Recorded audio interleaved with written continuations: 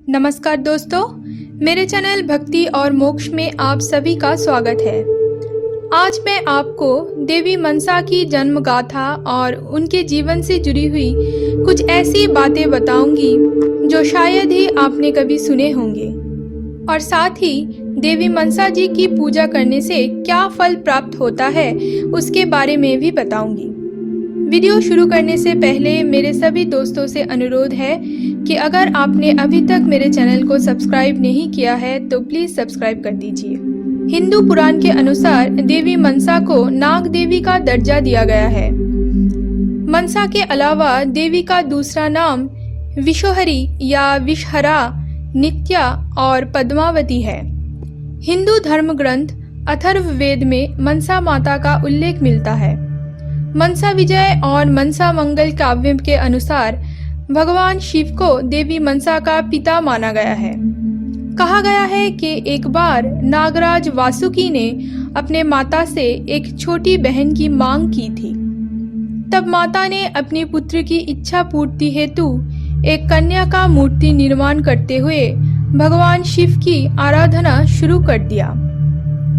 फिर उसके बाद भगवान शिव जी प्रसन्न होकर उस कन्या की मूर्ति पर अपने स्पर्श द्वारा प्राण संचार कर दिए। इसी कारणवश देवी मनसा जी को भगवान शिव की मानस पुत्री भी कहा जाता है। लेकिन पुराणों में इस तथ्य को लेकर दूसरे मत भी है। कहा गया है कि देवी मनसा ऋषि कश्यप और नाग जननी माता कद्रु की कन्या है। ऋषि कश्यप अपने इच्छा पूर्ति हेतु अपने मन से ही मनसा माता का सृष्टि करवाया था। मनोकामना पूर्ति हेतु देवी का जन्म होने के लिए उनका नाम मनसा रखा गया। एक बार सांपों ने पृथ्वी पर आतंक मचाना शुरू कर दिया था। तब उनको नियंत्रण में लाने के लिए सृष्टिकर्ता ब्रह्मदेव ने देवी मनसा को सर्पों का देवी घोषित कर दिया। मनसा माता का अत्यधिक तेज शक्ति और विष सहन करना उनके आसपास रहने वालों के लिए मुश्किल हो जा रहा था। तब भ्राता वासुकी ने कुछ दिनों के लिए मनसा जी को नागलोक में छोड़ आए थे। ऐसे ही कुछ समय बीतने के बाद महर्षि कश्यप ऋषि जरत्कारु के साथ मनसा जी का विवाह करवा दिया।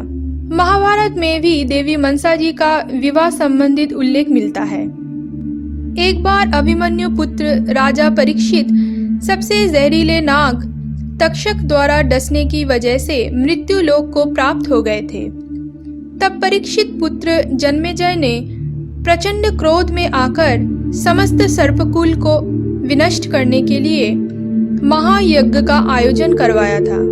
तब देवी मनसा और ऋषि जरत्कारु पुत्र आस्तिक मुनि समस्त नाग वंश को नष्ट होने से बचाए थे। पौराणिक कथा अनुसार भविष्य में घटने वाली इस घटना का ऋषि कश्यप और नागराज वासुकी को पूर्व अनुमान था और इसीलिए उन्होंने देवी मनसा जी का विवाह जरत्कारु मुनि से करवाया था। ऋषि जरत्कारु कठोर तपस्वी थे। उन्होंने आजीवन विवाह नहीं करने का संकल्प लिया था। एक बार उन्होंने कुछ आत्मा को पैर पर से लटकते हुए देखा था।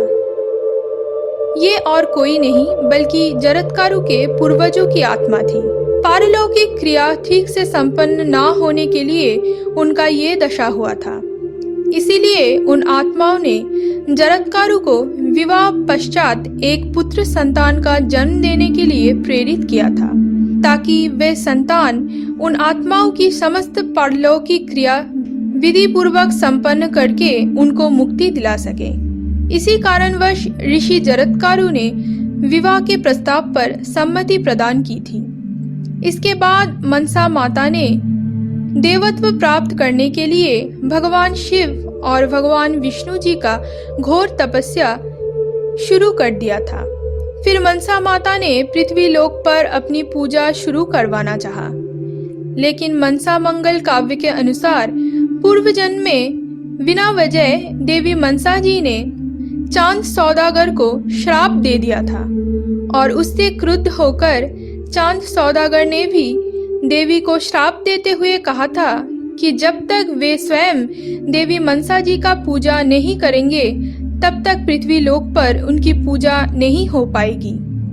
और इसी कारणवश पृथ्वी लोक पर मनसा माता का पूजा नहीं हो रहा था।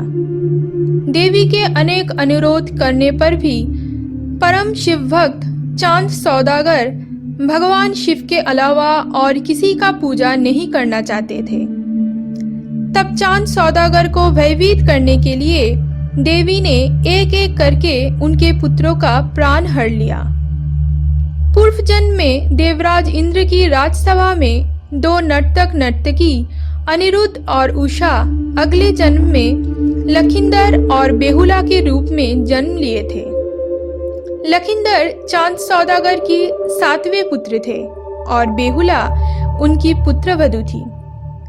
देवी मनसा जी के क्रोध से लखिंदर को भी अपना प्राण गंवाना पड़ा था, लेकिन परम पुण्यवती सती बेहुला अपने पति को वापस लाने के लिए उनकी शव लेकर नदी में बहती हुई देवलोक तक जा पहुंची और अपने पति सहित चांद सौदागर के मृत और 6 पुत्रों के प्राण वापस लाने के लिए उपाय भी ढूंढ लाई।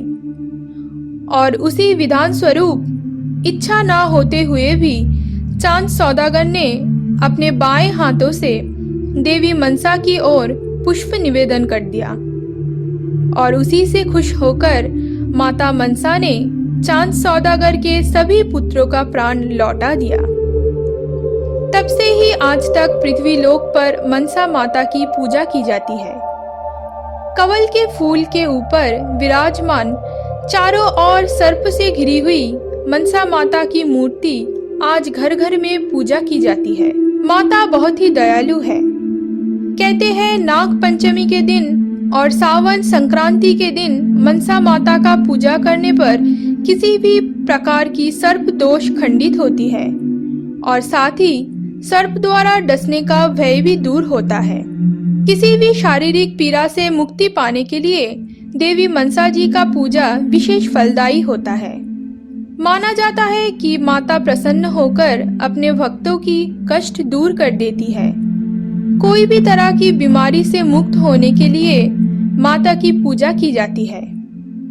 निसंतान दंपति संतान प्राप्ति के लिए और गर्भवती महिलाएं स्वस्थ संतान की कामना पूर्ति हेतु मनसा माता की पूजा करते हैं। आज के लिए बस इतना ही दोस्तों। आशा करती हूँ वीडियो आपको अच्छा लगा है। अगर आपको अच्छा लगे तो प्लीज़ मेरे चैनल को सब्सक्राइब कर दीजिएगा और वीडियो को लाइक करना मत भूलिएगा।